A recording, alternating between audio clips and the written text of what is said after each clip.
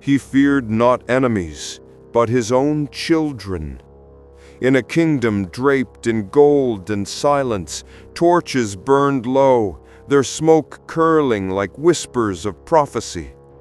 Beneath the marble floors, an iron door waited, cold, patient, breathing with the weight of destiny. The king stood above it, hands trembling not from age, but from love turned against itself. They had been his joy once, small voices echoing through the halls, proof that his name would outlive time. Yet now each heartbeat of theirs struck him like a warning. A dying priest had spoken, of betrayal, of blood rising against blood. So in the name of protection, he became the very fate he feared. Iron met stone, stone met silence. The crown gleamed as torches flickered, and love took the shape of imprisonment. The war had already begun, not on the battlefield, but beneath his throne, where his lineage slept in chains. Your attention keeps these echoes alive. Pause here, let the torches fade and the iron rest. The palace breathes above us, but the silence below still waits to be heard. Every story endures only as long as someone listens. And tonight, that listener is you. In this quiet, the king's choices linger. Love wrapped in fear, mercy turned to walls of stone. The air itself seems to hold its breath, unsure whether to pity or condemn him. Stay still. Let your curiosity settle like dust upon marble. The descent begins soon, toward the dying priest, the mouth of prophecy, and the first tremor of fate. His kingdom's fate arrived on a dying man's breath. They carried the priest into the throne room at midnight, a withered vessel of faith, trembling beneath a cloak soaked with rain and dust. Candles quivered in their holders, as if afraid to witness what came next. The king rose, robes whispering like wind over stone. For a moment, mercy flickered behind his eyes. Then he saw the priest's mouth move, not in prayer, but in warning. The old man spoke softly, each word clothed in smoke and silence. One of your blood will rise against you, not for crown nor glory, but for truth. His voice cracked, candles bent toward him, as though the flame itself sought to understand. A drop of wax fell like a tear onto the floor, hissing when it met the cold. The king laughed, not from disbelief, but from defense. The sound echoed sharp against marble, too loud, too human. Then my blood shall remain loyal beneath my rule, he said. Yet beneath the laughter, something fractured, a tremor in the soul that no crown could steady. The priest's eyes rolled skyward. "It is not loyalty you must fear," he whispered, "but love unguarded." A final exhale, half breath, half curse, left his body. Smoke curled upward, forming the faint shape of a crown, before vanishing into nothing. For a long time, no one spoke. The torches dimmed, the scent of tallow and death mingling in the air. The king stood motionless, hearing in his mind the faint repetition of those dying words. Love unguarded. They circled his thoughts like vultures over a battlefield. When dawn came, light touched his face, cold, pale, doubtful. In that illumination he understood. Fate had not entered through armies or betrayal, but through a whisper, a breath, and a prophecy no power could silence. The sun rose red and did not warm the earth. From the palace balcony, the king watched light crawl over his kingdom like a wound reopening. The horizon bled scarlet, its color spilling into rivers, into armor, into eyes that dared to look skyward. The priests who survived the night crossed themselves in silence. No bell was rung. Even the birds refused to sing. Only one sound carried through the morning: the slow caw of a single crow perched upon the eastern tower, its feathers glistening like obsidian dipped in fire. The omen had found its shape. Below, villagers gathered in fields, staring at the unnatural sky. Mothers held their children close, whispering prayers too old for language. In the temple courtyards, blood trickled from the mouth of a stone idol. Not much, only enough to stain its lips. Yet that was all it took. Whispers spread faster than wind. The prophecy breathes. The king turned from the light, his face pale beneath the crown. He told himself it was coincidence, a storm's residue, a trick of dawn. But somewhere in his chest, dread began to pulse like a second heartbeat. The dying priest's words echoed through his thoughts, each repetition heavier than the last. Love unguarded. A servant entered quietly, bowing low. "My king, the sun burns too long, the crops wilt." The king dismissed him, yet his gaze drifted toward the shadowed hall where the priest had perished. The air there still smelled of wax and death. He could almost see the faint shimmer of smoke curling through the doorway like an unfinished sentence. By noon, the crimson faded, but the chill remained. Birds returned, yet none flew near the palace. That night, torches burned longer than usual, as if the walls themselves feared the dark. In the heart of that sleepless silence, the king felt destiny tightening around him, invisible, inevitable, alive. Every reflection showed his end. The mirrors of the palace once pleased him, silver pools that confirmed his power, multiplied his grandeur, framed the illusion of eternity. But after the prophecy and the red dawn, those same mirrors began to turn against him. Wherever he looked, his own face seemed older, paler, watching back with quiet accusation. He ordered some covered, others shattered. Still, their memory lingered, reflections not of glass, but of thought. Each night he felt the throne grow heavier beneath him, as though the stone itself listened. Even silence had begun to pulse. His counselors spoke of stability, yet he saw only threat.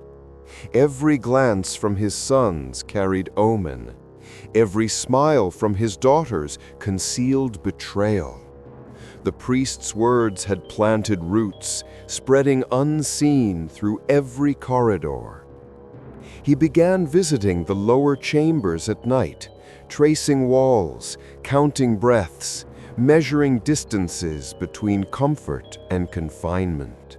In the great hall, he sat alone, watching torchlight ripple across marble like veins of fire. His heartbeat filled the void, slow, uneven, almost audible.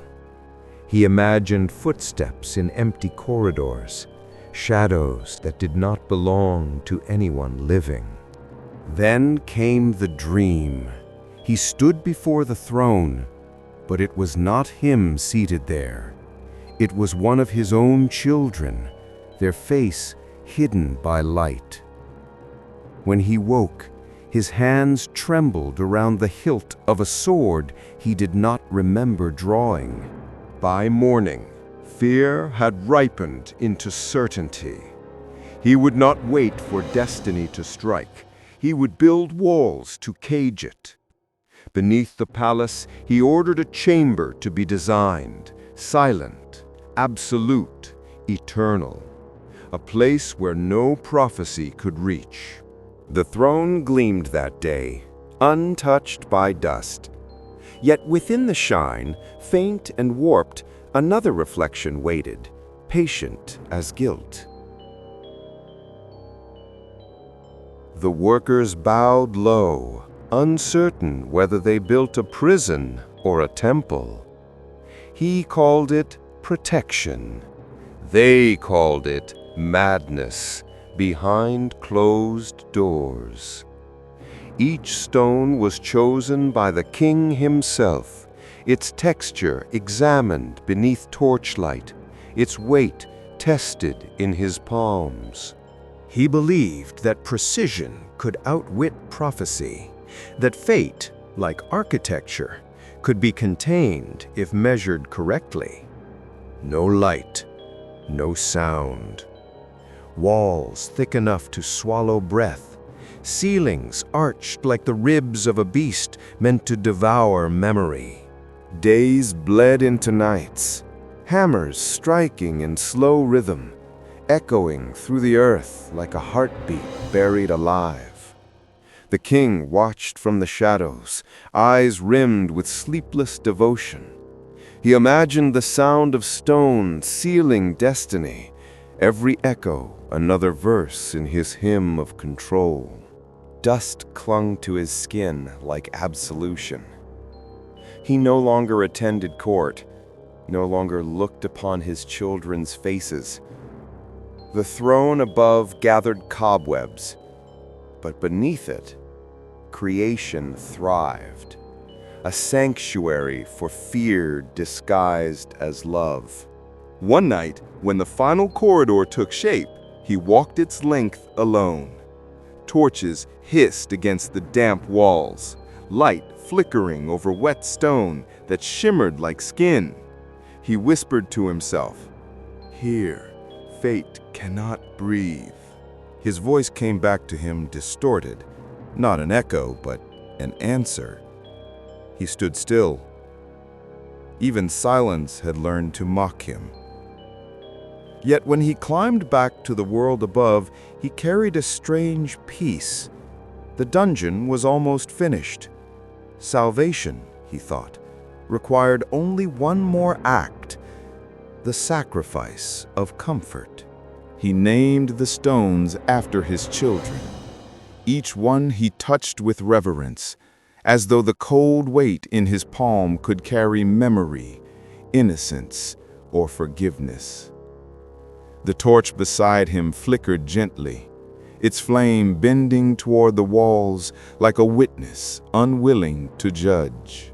He whispered their names as he laid the foundation, not as a king sealing a chamber, but as a father singing a lullaby through iron and dust. The masons worked in silence. He had forbidden speech. Words, he said, could awaken doubt. So they moved like ghosts, hammers falling in slow rhythm, chains rattling softly in the background, a cruel music that somehow soothed him. "Protection," he murmured each time a stone met mortar. "Not punishment, protection." As the walls rose, the chamber began to hum, warmth and fear intertwined. The king saw in the wavering torchlight the faces of his children, laughing, sleeping, trusting, and each vision carved deeper into his resolve. He believed this pain sacred, that to imprison what he loved most was the highest act of devotion. When the final stone of the day was set, He lingered long after the workers had gone. The air was thick with smoke and prayers unspoken. He knelt and pressed his palm against the wall, feeling its faint vibration, as if the stone itself remembered every name it bore. Above him, the palace slept, unaware of what love was becoming beneath its floors. He closed his eyes, hearing only the flame's last breath and the faraway cry of a chain settling into place. For a moment, he believed he could hear a lullaby echoing through the stone, his own voice, years younger, promising his children they would always be safe. And now, perhaps they would be, but not in light. Their cries became the anthem of his reign. At dusk, the palace torches dimmed and the corridors filled with the quiet shuffle of small feet. The children did not understand why the halls they once raced through now echoed with whispers instead of laughter. The king walked before them, his robe dragging like a shadow that refused to detach. Behind him, servants carried candles, their flames trembling as though aware of what they illuminated. He spoke gently, voice low, almost kind. "No harm will come to you," he said, though his hands trembled against the cold key he held. The youngest reached for his sleeve, asking if this was a game. He nodded, a lie so soft it nearly sounded like love. The staircase spiraled downward, air thickening with the scent of damp stone and melted wax. Each step deepened the silence until even breath seemed forbidden. A single candle flickered out, then another, swallowed by the dark. Their small voices broke the stillness, half cry, half question. "Father!" He did not answer. At the base, the chamber waited, vast, hollow, echoing like the inside of a grave. The king stood within it, torchlight painting his face in trembling gold. One by one, he placed them inside. He whispered blessings that sounded like apologies, closing the door between love and fear. The clang of iron rang long after the torches went dim. Outside, the night wind moaned through the palace arches, carrying faint echoes upward, thin, human, endless. The guards shifted uneasily, pretending not to hear. The king remained by the door until dawn, forehead pressed to stone, whispering their names until his voice dissolved into silence. When the first light reached the throne room, the kingdom awoke to peace, and he to ruin. Above, his crown gleamed. Below, his blood wept. The prophecy had begun to breathe again. He ruled with a smile carved from stone. To his court, he was the image of calm, a monarch untouched by unrest, dispensing justice with measured grace. The kingdom, unaware of what lay beneath their feet, bloomed under his reign. Harvests thrived, temples gleamed, festivals filled the air with songs of gratitude. Yet every sound above was balanced by silence below. Each cheer echoed faintly through the stones that sealed his guilt. He wore his crown as penance, its weight a daily reminder of the lives it buried. When courtiers praised his wisdom, he nodded softly, though their words blurred into the same unending hum of self-forgiveness. He learned to move like ritual. Gestures rehearsed, laughter timed, compassion imitated. Beneath the golden mask of sovereignty, a father's heartbeat trembled, muffled by distance and denial. At night, when the ceremony ended and the throne hall emptied, he sat alone before the great mirror. The reflection that looked back no longer seemed human. The eyes were hollow, their stillness too perfect. Sometimes, when the wind slipped through the windows, he imagined faint murmurs rising through the marble.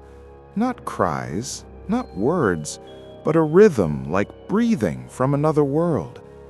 He told himself they were dreams, ghosts, illusions.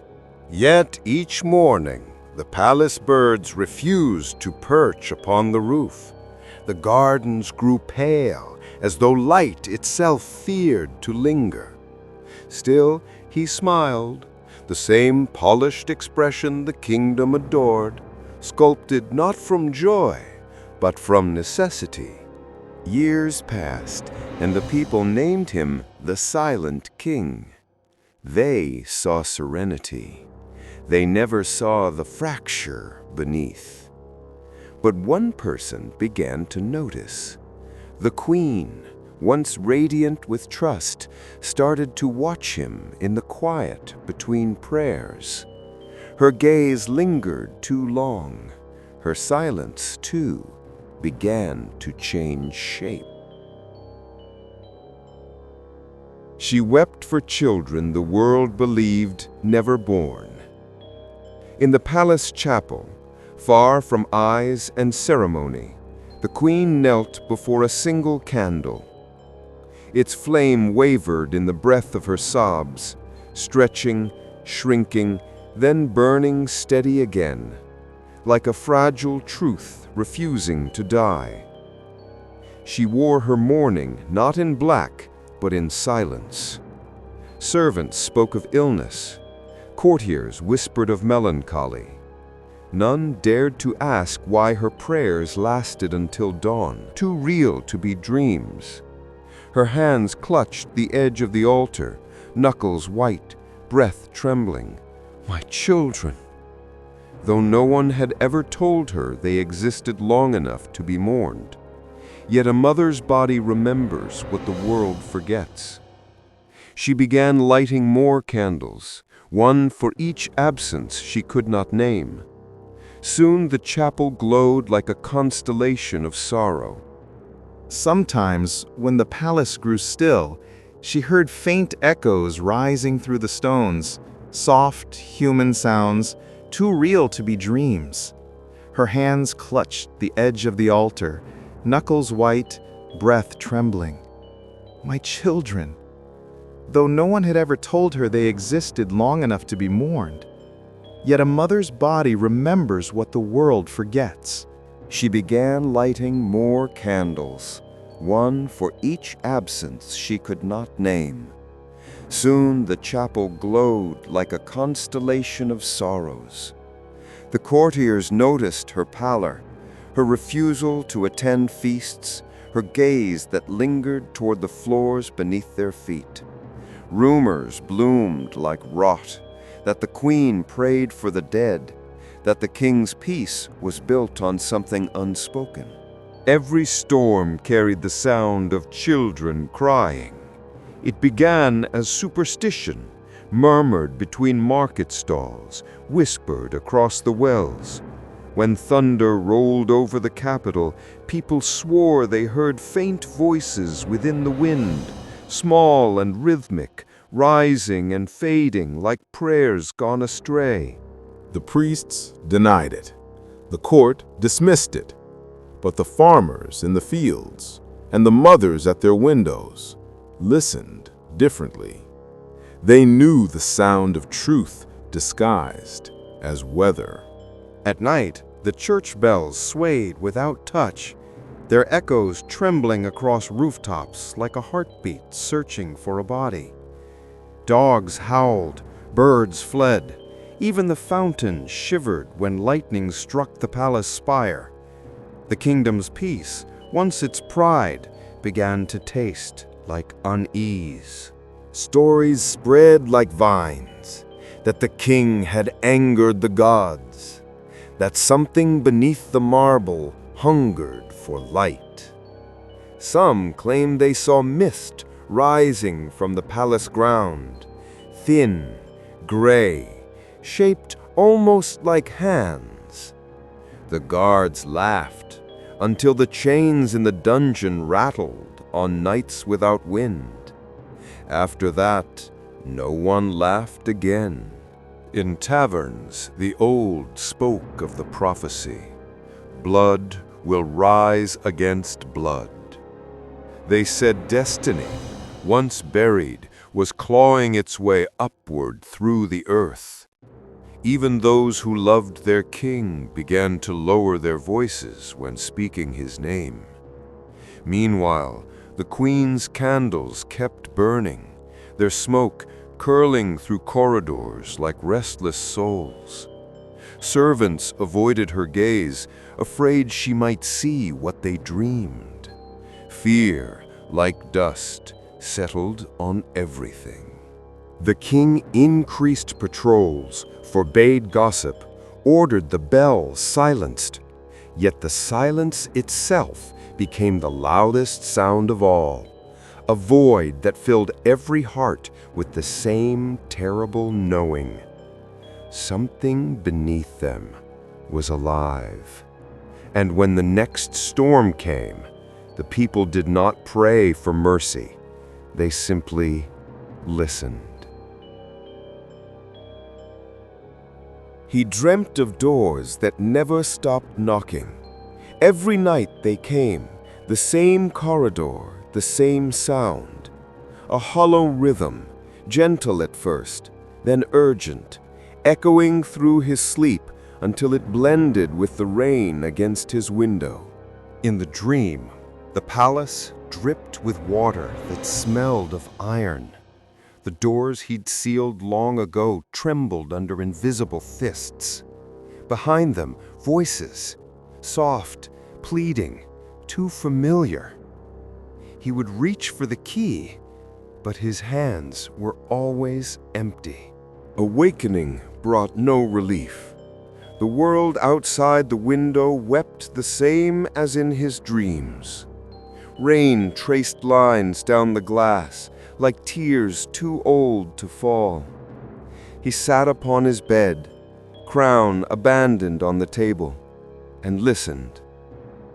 Somewhere deep within the palace, the sound of dripping water became the sound of something else, iron shifting against iron. Servants found him wandering the halls before dawn, whispering apologies to the air. He spoke to doors, to walls, to silence itself.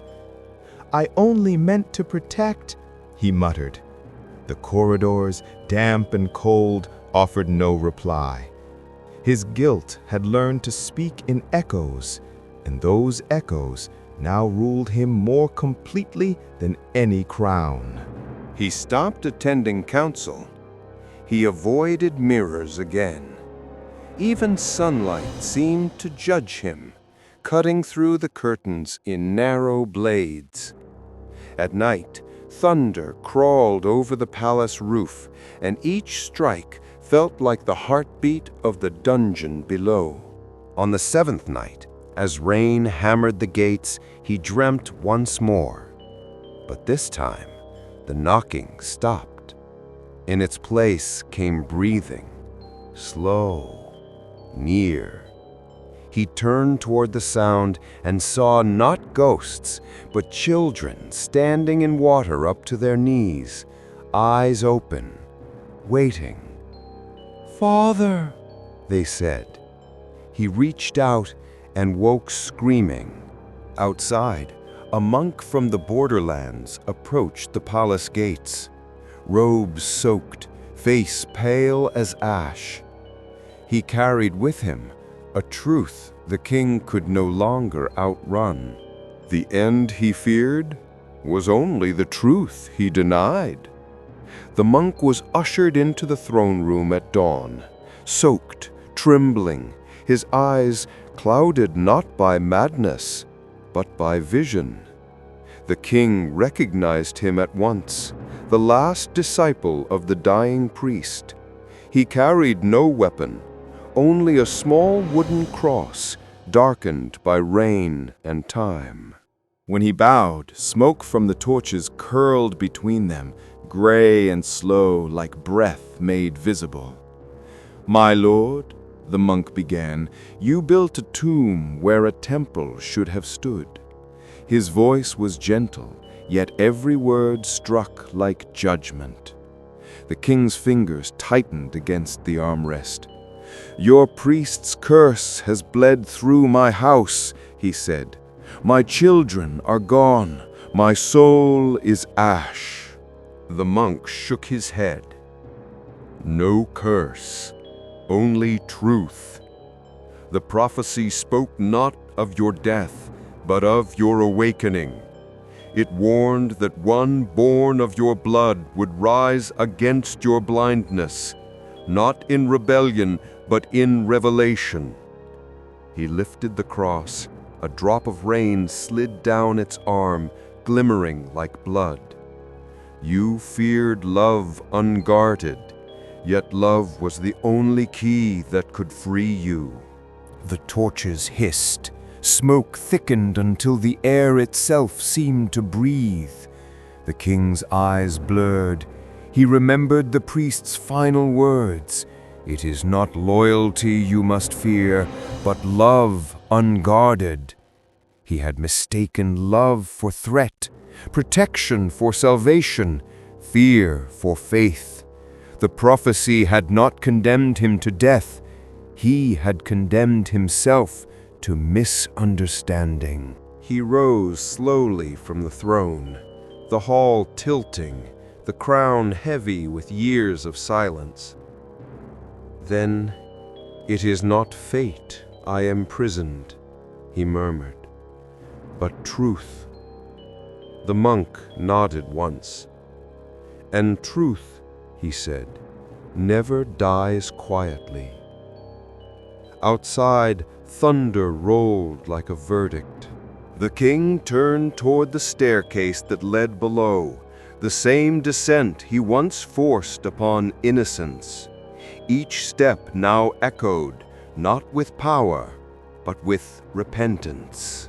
He spoke their names until the walls wept. Torch in hand, the king descended the stairway he had once climbed in triumph. The air thickened with dust and memory. Each step released the faint scent of candle wax long extinguished, the ghost of light that had tried to survive his fear. Behind him, no guards followed. No prayers accompanied his descent. Only the whisper of his robes and the slow crackle of a flame that trembled like remorse. The iron door awaited him, cold and unmovable, its surface streaked with rust the color of dried blood. He touched it, and for a moment it seemed to breathe beneath his palm. "My children," he whispered, voice breaking, "if time can forgive, let it begin here." The words carried through the corridor and returned altered, not echo, not sound, but something alive. He turned the key. The hinges screamed. A wave of silence spilled out, dense, unbearable, sacred. The chamber smelled of stone and sorrow. Dust floated like souls unanchored. In the dim torchlight, small shapes lay preserved by air and stillness, untouched but not forgotten. His knees gave way. The crown fell beside him, rolling until it stopped at their feet. He spoke to them as though they slept, told them of the kingdom's peace, of festivals they'd never see, of dreams that had rotted in his chest. His words became weeping. His weeping, confession. For the first time since the prophecy, the palace trembled, not from storm, but from truth finally spoken. When he rose, his voice was calm. "Forgive me," he said, "for mistaking fear for love." Then he blew out the torch. Darkness accepted him without hesitation. Above, the throne shuddered as though exhaling. Somewhere a bell rang once, low, hollow, final. Take a breath. The truth ahead may change everything. About mercy and power. Let the silence hold you.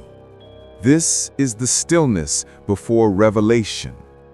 What waits now is not vengeance, but understanding. The throne will tremble again, not from war, but from truth remembered. The reckoning begins. Behind her, the king entered, alone.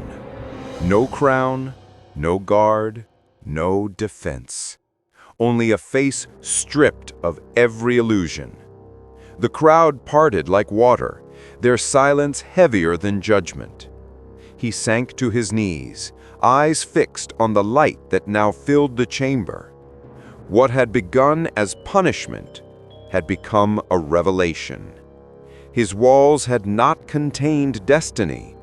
They had only trapped love. The names the queen had once whispered in the chapel. Rumors had hardened into truth overnight. Beneath the marble throne lay the bones of innocence. And the kingdom, faithful for too long, could no longer pretend it did not know.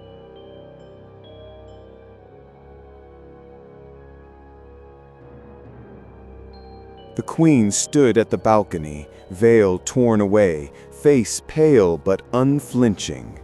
"Let them see," she said. Below, soldiers hesitated, torn between oath and outrage. The bells kept ringing, faster now, not as warning, but as confession. The king emerged through smoke, unarmed, crown dull in the morning light. His voice carried, weary and raw. "You hear them, because I silenced them." For a heartbeat, even the fire seemed to pause. Then the gates trembled, the crowd surged. Steel met stone, torches met banners, flames licked the carved walls where his victories were once painted. In that chaos, one cry rose above all. "Open the dungeon!"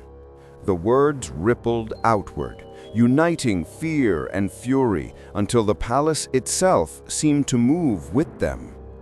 From the great stairway, the monk watched, whispering a prayer neither for vengeance nor for mercy, but for release. As soldiers and peasants alike stormed the inner halls, the sound of breaking iron echoed through the corridors, like thunder returning home. The dungeon was no longer legendary. When they broke the door, even light hesitated. The final lock gave way with a cry that sounded almost human, iron tearing through years of silence. Dust surged outward in a slow, ghostly wave, catching the first rays of dawn as they filtered through the cracks. The air smelled of age, of wax, of sorrow sealed too long. The crowd that had gathered outside fell into sudden quiet, as though the earth itself demanded reverence. No one spoke. Torches flickered. The queen stepped forward first, veil gone, face pale with both fear and faith. The monk beside her murmured a prayer, one that dissolved into the stillness. And then, cautiously, the light began to move inward, thin, trembling beams that touched the stone walls like cautious hands. They saw them, small forms lying in gentle order, wrapped in remnants of royal cloth, untouched by decay. Dust drifted like falling ash, but their faces, though pale, seemed almost peaceful. Children asleep beneath centuries of guilt. The people fell to their knees. Some wept, some prayed. Others turned away, unable to bear the truth that beauty and horror had shared the same crown. The queen knelt beside them, pressing her palm to the floor.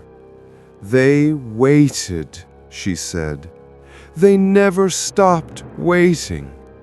Her tears darkened the dust, and in that moment the torchlight flared brighter, as if the dungeon itself exhaled after years of holding its breath. Behind her, the king entered, alone. No crown, no guard, no defense. Only a face stripped of every illusion. The crowd parted like water, their silence heavier than judgment. He sank to his knees, eyes fixed on the light that now filled the chamber. What had begun as punishment had become a revelation. His walls had not contained destiny. They had only trapped love. He freed them and found freedom in their silence. The king knelt before the small, still forms, his breath trembling in the light that finally reached them. Around him, the crowd stood motionless, their fury dissolved into reverence. The air was thick with the weight of truth, not vengeance, but understanding. He reached for the nearest hand, bones fragile beneath the cloth, and whispered their names as though language itself could undo time. The crown slipped from his head, landing softly beside the remains. Its ring was delicate, almost tender, a sound too quiet to belong to royalty. Blood welled from a cut on his palm, falling onto the stone like crimson punctuation to his confession. "Forgive me," he said, "not for what I did, but for believing it was love." The monk placed a hand upon his shoulder.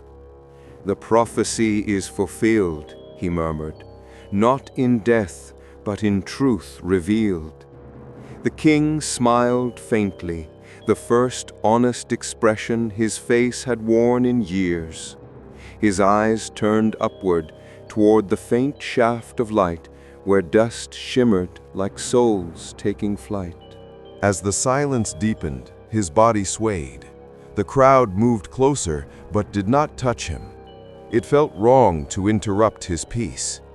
His final breath left him quietly, dissolving into the same air that carried the whispers of his children. Outside, the bells tolled once, not in mourning, but release. The people bowed their heads. The queen closed her eyes, her lips shaping a prayer that needed no words.